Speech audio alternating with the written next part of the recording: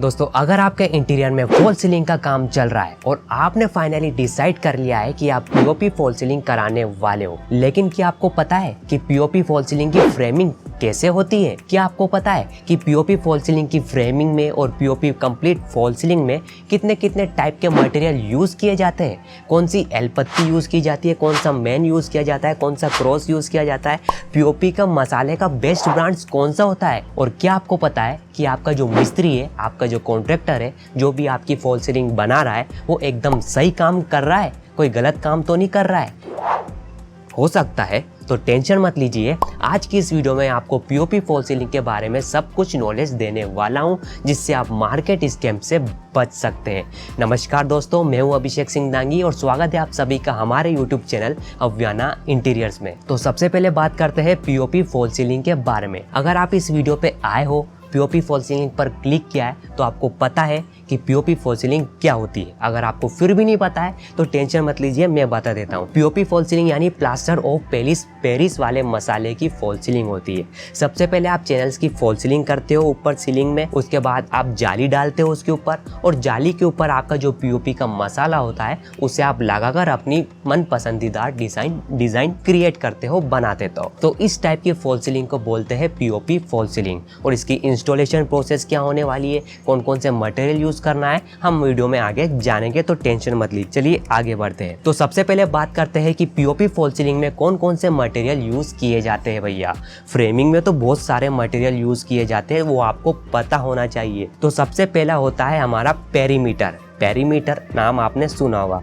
तो पेरीमीटर होता है हमारा ये, आप जो यहाँ पर देख रहे हो, इस टाइप का चैनल होता है हमारा पेरीमीटर। अब पेरीमीटर का क्या काम होता है? दीवार से सपोर्ट देना। पेरीमीटर कहाँ लगा जाता है? आपकी फॉल सीलिंग की चारों दीवारों पर पेरीमीटर लगाया जाता है, ठीक है? क्योंकि फॉल सीलिंग के जो फ्रेमिंग होती है उसे दीवारों से भी तो सपोर्ट देना पड़ेगा। कौन देता है? पेरीमीटर। तो पेरीमीटर आपको पता चल गया, ये होता है पेरीमीटर। नेक्स्ट होता है एल पत्ती। अब हमने दीवारों से तो उसे सपोर्ट दे दिया, लेकिन हमें छत से भी तो सपोर्ट देना पड़ेगा ना, स्लैब से भी सपोर्ट देना पड़ेगा भैया फॉल सीलिंग को। तो सेकंड मटेरियल होता है एल पत्ती। अब एल पत्ती का क्या काम होता है? आपके स्लैब से आपकी फॉल सीलिंग को सपोर्ट देना। अब एल पत्ती यहाँ नहीं है, एल पत्ती शायद मैंने इमेज डाउनलोड करी थी, उसमें कुछ एरर आ गई थी इंसर्ट करने में, वो आगे मैं आपको बता दूंगा। नेक्स्ट हो जाता है मेन। एक मेन चैनल ये होता है, इस टाइप का आप देख रहे हो ना, ये मेन होता है। और दूसरा होता है क्रॉस, ये होता है क्रॉस। जो वर्टिकल चैनल्स होते हैं उसे मेन हम बोलते हैं, जो हॉरिजॉन्टल चैनल्स होते हैं उसे क्रॉस हम बोलते हैं। अब नेक्स्ट होता है फास्टनर। अब फास्टनर कहाँ पर यूज होता है? एल पट्टी के साथ छत में जो इसे हम कसते हैं उसे हम फास्टनर से कसते हैं, ठीक है? आप छत पर आप खीले तो नहीं लगा सकते हो ना, क्योंकि वो नीचे से टपक जाएगी। तो हम स्लैब में क्या यूज करते हैं? फास्टनर का हम यूज कर सकते हैं। फास्टनर का क्यों यूज करते हैं? क्योंकि हम जैसे कि सीलिंग में हमने ठोकने के बाद वो फास्टनर अंदर से खुल जाता है, तो उसके नीचे आने के चांसेस होते ही नहीं है। तो फास्टनर का ये बेनिफिट होता है। नेक्स्ट मटेरियल होता है जाली। हम मेन और क्रॉस के बाद हम लगाते हैं जाली। तो जाली के ऊपर हम लगाते हैं पीओपी पाउडर का मसाला, उसके बाद हम डिजाइन बनाते हैं। तो ये सारे जो मटेरियल होते हैं वो पीओपी फॉल सीलिंग में यूज किए जाते हैं। आपको इस पिक्चर से और भी ज्यादा क्लियर हो गया? हाँ, एल पत्ती ये होती है, ये एल पत्ती होती है। पहले मैंने वो फोटो नहीं लगाई थी ना, ये होता है एल पत्ती, ये होता है पेरीमीटर, ये होता है मेन, और ये होता है क्रॉस, ठीक है? इस टाइप के मटेरियल्स इस फोटो से आपको और भी क्लियर हो गया होगा। आगे बढ़ते हैं। इस टाइप की हमारी फ्रेमिंग सबसे पहले की जाती है। इस फोटो में मैं आपको बताऊं तो ये दीवारों पर, चारों दीवारों पर जो ये यहाँ पर जो लगे हुए हैं ना, ये पेरीमीटर लगा हुआ है, ठीक है? उसके बाद ये जो देख रहे हो ना, ये वर्टिकल वाले, इसे बोलते हैं मेन, और ये वाले होते हैं ना, ये हॉरिजॉन्टल वाले, इसे बोलते हैं क्रॉस। और ये आप स्लैब में देख रहे होंगे, स्लैब में से एक लंबी सी पट्टी आ रही है जो स्लैब में फिट हो रही है, उसे बोलते हैं हम एल पत्ती। उसका काम क्या होता है? स्लैब से सपोर्ट देना। और पेरीमीटर का क्या काम होता है? दीवारों से सपोर्ट देना, ठीक है? आगे बढ़। अब बात करते हैं हम पीओपी फॉल सीलिंग के इंस्टॉलेशन प्रोसेस के बारे में। तो सबसे पहले आपको क्या करना होता है? सबसे पहले आपको डिसाइड करना होता है कि छत से आपकी फॉल सीलिंग कितने नीचे आने वाली है। मिनिमम जो फॉल सीलिंग होती है वो 5 इंची से 6 इंची आपको रखना ही पड़ता है, छत से नीचे रखना पड़ता है 5 से 6 इंची। और मैक्सिमम तो आप 1 फीट, 1.5 फीट, 2 फीट, 2.5 फीट तक भी आप आपके अकॉर्डिंग जा सकते हो। लेकिन जो छत से जो फॉल सीलिंग होती है उसे मिनिमम आपको 5 से 6 इंची रखना ही पड़ता है। ये आप एक बात तो याद रख लो। फॉर एग्जाम्पल मैं मान लेता हूँ कि मैंने 1 फीट की फॉल सीलिंग डिसाइड करी है कि मैं छत से 1 फीट नीचे मेरी फॉल सीलिंग रखूँगा, तो मैं छत से 1 फीट पर चारों दीवारों पर मार्किंग कर दूंगा। उस प्रोसेस को क्या बोलते हैं? Line marking. तो सबसे पहले मैं करूँगा लाइन मार्किंग, उसके बाद मैं क्या करूँगा? पेरीमीटर लगाऊंगा। ये आप पेरीमीटर देख रहे हैं ना, मैं चारों दीवारों पर ड्रिल मशीन से पेरीमीटर को फिट कर दूंगा। अब एल पत्ती को आपको स्लैब में फिट करना है फास्टनर की मदद से, ठीक है। अब आप ये जो एल पत्ती देख रहे हो ना, ये एल पत्ती, इसे आप यहाँ पर स्लैब में फिट करोगे फास्टनर की मदद से। अब आपने एल पत्ती भी फिट कर दी। अब आपको फिट करना है मेन। अब ये जो मेन चैनल है ना, आप इसे आपको फिट करना है। इसे कहाँ पर आप फिट करोगे? पेरीमीटर से इस दीवार पर, और इस दीवार के पेरीमीटर के ऊपर स्क्रू की मदद से फिट कर दोगे। उसके बाद आप क्रॉस फिट करोगे तो आपको इस तरीके का जो ये फ्रेमिंग है वो बनकर तैयार हो जाएगा। ये जो आप फ्रेमिंग देख रहे हो ना, इस तरीके की फ्रेमिंग बनकर तैयार हो जाएगी, ठीक है। ये आपको क्लियर होगी। उसके बाद आप क्या करोगे? जाली लोगे। एक एसएस की जाली होती है, उसे आप मेन और क्रॉस के साथ फिट कर दोगे। फिर उसके बाद पीओपी पाउडर का घोल बनाओगे। पीओपी पाउडर का घोल बना के आपका जो लेबर होगा लगाएगा, धीरे धीरे लगाते जाएगा और आपकी जो डिज़ाइन है वो बनाता जाएगा। काफ़ी ज़्यादा टाइम टेकिंग प्रोसेस होती है ये पीओपी फॉल सीलिंग की डिज़ाइन बनाना, बट हाँ काफ़ी अच्छी भी होती है और ज़्यादातर लोग पीओपी फॉल सीलिंग को चूज़ करते हैं। जिप्सम फॉल सीलिंग से अगर हम कंपेयर करें तो पीओपी फॉल सीलिंग काफ़ी बेटर होती है, क्योंकि ये काफ़ी लग्जरी फील आपको देती है, ठीक है। उसके बाद आपका जो लेबर होता है, फंटी आती है, 4 फीट की फंटी आती है और 6 फीट की भी आती है, 8 फीट की भी फंटी आती है। उससे क्या करते हैं आप? उससे आप करते हो, आपका जो मसाला आपने फॉल सीलिंग में लगाया है उसे आप बिल्कुल प्लेन करने के लिए आप फंटी का यूज़ करते हो, ठीक है। तो ये सारी प्रोसेस होती है पीओपी फॉल सीलिंग की इंस्टॉलेशन प्रोसेस। आई होप आपको अब आइडिया लग गया होगा कि भैया पीओपी फॉल सीलिंग की फ्रेमिंग कैसे करते हैं हम, और पीओपी फॉल सीलिंग का मसाला कैसे बनाते हैं, हमारी डिज़ाइन कैसे बनाते हैं। अब आपको पता चल गया है कि भैया पीओपी फॉल सीलिंग में कौन कौन से मटेरियल यूज़ किए जाएंगे और पीओपी फॉल सीलिंग की इंस्टॉलेशन प्रोसेस क्या होगी। अब आप मार्केट से स्कैम से आराम से बच सकते हैं, यानी इंस्टॉलेशन के स्कैम से बच सकते हैं, यानी कॉन्ट्रैक्टर और मिस्त्रियों की लापरवाही से आप बच सकते हैं। अब चलिए बात करते हैं कि पीओपी फॉल सीलिंग आपको क्यों लगानी चाहिए, यानी पीओपी फॉल सीलिंग को लगाने के क्या फ़ायदे होते हैं, चलिए जानते हैं। Advantages of POP false ceiling. Any design you can make with POP false ceiling. कोई सी भी डिज़ाइन आप कस्टमाइज़ करवा सकते हैं पीओपी फॉल सीलिंग में, क्योंकि मसाला होता है, यहाँ पर लेबर अपने हाथों से उस जाली पर अपनी डिज़ाइन बनाता है, तो कोई सी भी डिज़ाइन आप बनवा सकते हैं। हीट रेजिस्टेंस होती है, जो आपसे छत में जो धूप आती है उसको कंट्रोल करती है, हीट को कंट्रोल करने में मदद करती है, यानी हीट रेजिस्टेंस होती है।